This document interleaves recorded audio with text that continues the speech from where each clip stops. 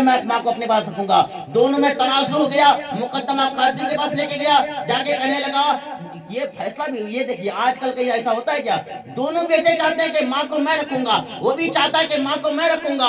جب مقدمہ قاضی کے پاس پہنچا، کہنے لگا قاضی صاحب ہمارے مسئلے کو حل کیجئے۔ کہا کیا ہوا ہے؟ کہا میری ایک ضعیفہ ماں ہے، ہم چاہتے ہیں وہ ماں میرے پاس رہے، کھانا میرے پاس کھائے، ان کی خدمت میں کر سکوں، لیکن میرا بھائی چاہتا ہے کہ میری ماں ان کے پاس رہے، وقت تک میں کھانا وہ دے، دوا دارو وہ کرے، ٹائم پہ کھانا یعنی ہر خدمت کو وہ انجام دے، لیکن میری چاہت میں کروں، میرے بھائی چاہتے وہ کرے، تو کیا کرے، کن کے حق میں فیصلہ دیا جائے؟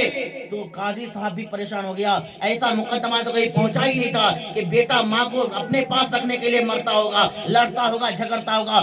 آج تو بیٹا کہتا ہے جب بچے کا بچپنا ہوتا ہے تو اپنے واپس میں بھائی میں کہتا ہے میری ماں ہے، میرا باپ ہے، لیکن وہی بچہ جب ان کی جوانی آتی ہے، جب شادی ہو جاتی ہے تو کہتے ہیں یہ تمہاری ماں ہے، یہ تمہارا باپ ہے، کہتا ہے کہ نہیں کہتا ہے؟ ان کو تم کی خدمت تم کرو، کھانا تم کھلاؤ، دوا کے لیے پیسے تم دو۔ جب بچپنا ہو میری ماں، میرے باپ، لیکن جب بڑھاپا آ جائے ان کا، ہماری جوانی آئے تو کہتے ہیں تمہاری ماں، تمہارا باپ ہے، تم پالو، تم خدمت کرو، تم کھانا کھلاؤ، کیونکہ تم سے پیار کرتی ہے ماں، تم سے باپ پیار کرتا ہے، ہماری طرح ہم کو بچپن میں دھیان نہیں دیا ہے۔ یہ سارے الزامات لگاتے رہتے ہیں، لیکن وہ بھی مقدمہ کیسا مقدمہ تھا، آپس میں بھائی بھائی کہہ رہا ہے کہ ہم رکھیں گے، دوسرا بھائی کہہ رہا ہے ہم رکھیں گے۔ قاضی بھی سن کے متحیر ہو گیا، یہ مقدمہ تو پہلی مرتبہ پہنچا ہے۔ قاضی اب سوچنے لگا فیصلہ دوں گا تو کس کے حق میں دوں گا، پریشان تھا۔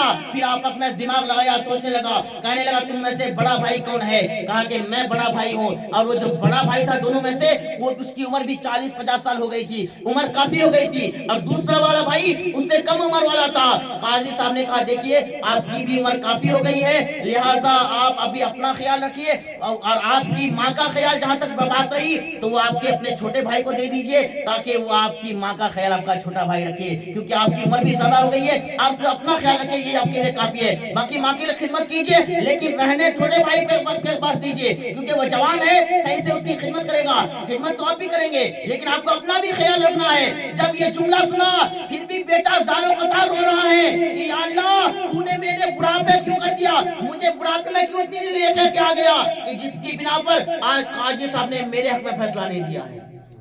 وہ بھی زمانہ تھا، بس رہی ہے۔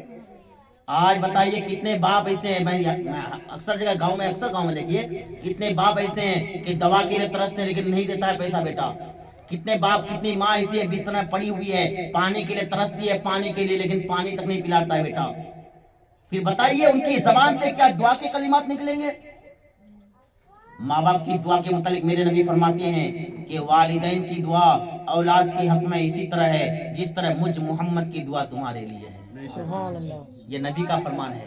میں تو کہتا ہوں، میں اکثر تقریر میں بھی کہتا ہوں کہ کبھی کوئی مصیبت آئے، گھر میں کوئی دقت آئے، تو ادھر ادھر جانے سے پہلے اگر ماں باپ زندہ ہے، اگرچہ لاٹھی کے سہارے سے چلے، ان کے پاس جائیے، ان کی خدمت کیجیے، کہیے ماں یا باپ یہ دقت آ رہی ہے، یقین مانیے ماں باپ کا ہاتھ اگر خوشی سے دعا کے لیے اٹھ گیا اولاد کے حق میں، تو ان ماں باپ کا ہاتھ نیچے بعد میں آئے گا، دعا پہلے قبول ہو جائے گی۔ سبحان اللہ۔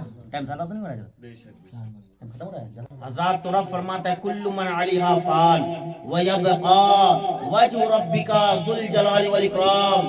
اس داری گٹی پہ دنیا میں جو کچھ بھی ہے سب فنا ہونا، سب کو فنا ہونا ہے، سب کو دنیا چھوڑنا ہے، سب کو دنیا سے جانا ہے۔ کون رہنے کے لیے آیا ہے؟ شاعر کہتا ہے کہ دنیا کے اے مسافر منزل تیری قبر ہے، دنیا کے اے مسافر منزل تیری قبر ہے، اور طے کر رہا ہے جو تو 2 دن کا یہ سفر ہے، 2 دن کا یہ سفر ہے۔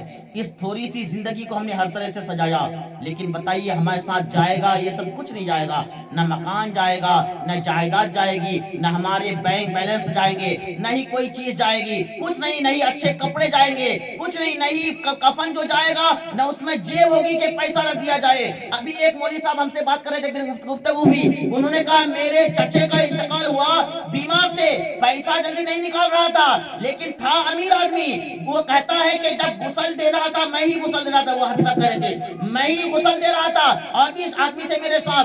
जब गुसल देने लगा तो मैंने जब उसके मतलब जब पानी फेरा, उसके बदन में पानी एक बहाया, और जब बदन को साफ कर रहा था तो लुंगी जो उनकी पहनी हुई, लुंगी जो पहन के था, वो लुंगी थी उसके साथ, पीछे जब मेरा हाथ पड़ा तो क्या देखा कि कुछ है नहीं नीचे लुंगी के अंदर। वो कहा कि देखता हूं क्या है इसके अंदर। जब निकाला गया तो उन्होंने कहा 85 से 90 हजार रुपए थे उसकी कमर में।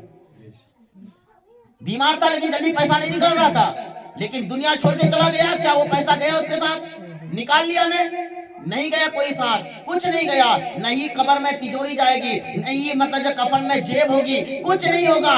बस हमारा जो अच्छा अमल होगा यही साथ जाएगा, और जब अच्छा अमल होगा, नबी से सच्ची वफा होगी, कब्र में जाएंगे। जब फरिश्ते पूछेंगे मन रब्बुका मा दीनुका मा कुंता तकुल फी अपनी हाज़िर रुजुल, जब दोनों सवाल का जवाब दे देंगे, तीसरा सवाल आएगा तो फिर वही बोलेंगे। अगर दुनिया में नबी से सच्ची वफा की है, सच्ची मोहब्बत किए हैं, तो वही बोलेंगे जो बरेली के इमाम ने बोला था, इन्हें जाना इन्हें माना, न रखा गैर से काम, लिल्लाहि हम्द में दुनिया से मुसलमान गया। आज ले उनकी पनाह, आज मदद मांग उनसे, फिर न मानेंगे कयामत में अगर मान गया। अल्लामा इकबाल फरमाते हैं कि न संभलोगे तो मिट जाओगे। ए हिंदी मुसलमानों, तुम्हारी दास्तां तक न होगी उन दास्तानों में। लिहाजा हमें अपनी जिंदगी खूबसूरत बनानी है ताकि हमारी कब्र खूबसूरत हो, और कब्र में भी सुकून मिले, दुनिया में भी सुकून मिले, और जब मर जाए तो कब्र में आराम मिले, और बरोज़े क़यामत नबी की शफाअत मिल सके। ऐसी उम्मीद लेकर के जिंदगी जिए ताकि दुनिया में भी कामयाबी हो, आखिरत में भी कामयाबी हो। रब्बे करीम की माना दुआ है, बोलने सुनने से इस्तेमाल करने तौफीक अता फरमाए। दौरान गुफ्तगू की गलतियों से इस्तिग़फ़ार करते हैं। अस्तग़फिरुल्लाह रब्बी मिन कुल्ली ज़ंबिन व अतूबु इलैह। अशहदु अन ला इलाहा इल्लल्लाह व अशहदु अन्ना मुहम्मदन रसूलुल्लाह।